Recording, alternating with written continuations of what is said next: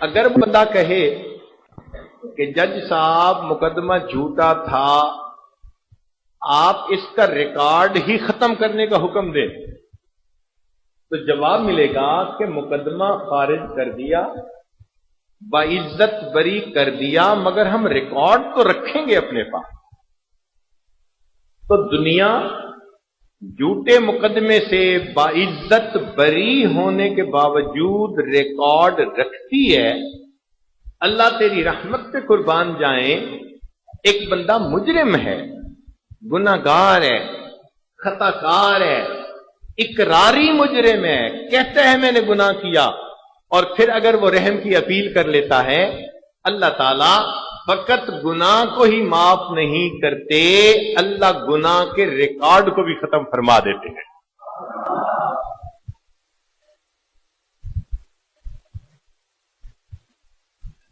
اور دوسرا یہ کہ جب تک سورج مغرب سے طلوع نہیں ہو جاتا یا انسان کی سانس نہیں اکھڑ جاتی جو موت کے وقت اکھڑتی ہے، اس سے پہلے پہلے توبت کا وقت موجود ہے۔ دن میں کرے، رات میں کرے، محفل میں کرے، تنہائی میں کرے، توبہ کا وقت موجود ہے۔ اس لیے ہم جو کہہ دیتے ہیں نا کہ 100 چوہے کھا کے بلی حج کو چلی، بھئی 1000 چوہے کھا کے بھی حج کو جا سکتی ہے، 100 کی کیا بات ہے؟ کوئی اللہ کے ہاں گنتی تو نہیں ہے نا کہ 100 مرتبہ توبہ کرو گے تو پھر تمہاری لمٹ ختم ہو گئی۔ اللہ تعالیٰ کے ہاں تو زندگی کا پورا وقت ہے، حتیٰ کہ اگر کافر اور مشرک کی توبہ قبول ہو جاتی ہے تو پھر اللہ تعالیٰ ایک مسلمان گنہگار کی توبہ کو کیوں نہیں قبول فرمائے؟ تو اس عنوان کی اہمیت پہ ہمیں غور کرنا چاہیے۔ ہم لگوٹ باندھ باندھ کے نکلتے ہیں میدان میں کہ ہم نے پریشانیوں کو ختم کرنا ہے، ایک ختم نہیں ہوتی دوسری اوپر سے، دوسری ختم نہیں ہوتی تیسری اوپر سے، ایسے لگتا ہے تسبیح کا دھاگا ٹوٹ گیا اور ایک کے بعد ایک پریشانی ہمارے اوپر آتی چلی جا رہی۔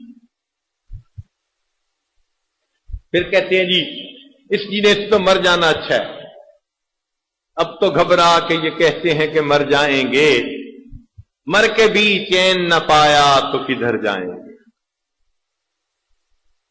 اس لیے ہمیں چاہیے کہ ہم گناہوں کی جان چھوڑ دیں، نیت کر لیں کہ ہم نے آج کے بعد اللہ رب العزت کے حکم کی نافرمانی نہیں کرنی۔ شیطان ایسا بدبخت ہے، گناہ کو ہلکا بنا کے پیش کرتا ہے، معمولی بنا کے پیش کرتا ہے۔ تو جی کون بچا ہوا ہے آج؟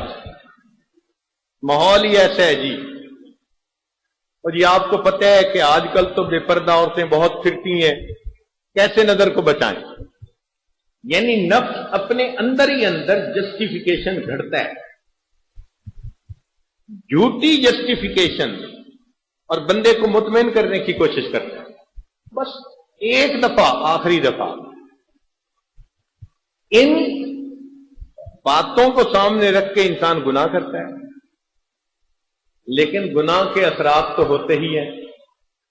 جو شخص زہر کھائے گا، خوشی سے کھائے یا مجبور ہو کے، تو اثرات تو اس کے ہوں گے۔ گناہ کرے انسان مرضی سے یا حالات سے مجبور ہو کے، تو اثرات تو ہوں گے۔ ان اثرات سے بچنے کے لیے ہمیں چاہیے کہ ہم گناہوں سے سچی توبہ کریں۔ ہمارے مشائخ نے لکھا ہے کہ جو شخص علم اور ارادے سے گناہ کرنا چھوڑ دیتا ہے، اللہ تعالیٰ اس بندے کی دعاؤں کو رد کرنا چھوڑ دیتا ہے۔ سچی توبہ کی نیت کر کے دیکھ کہ زندگی آسان ہو جائے گی، سہولت ہو جائے گی زندگی میں، کوئی غم نہیں رہے گا، آپ کا دل مطمئن ہو جائے گا، برکتیں ہی برکتیں نظر آئیں گی۔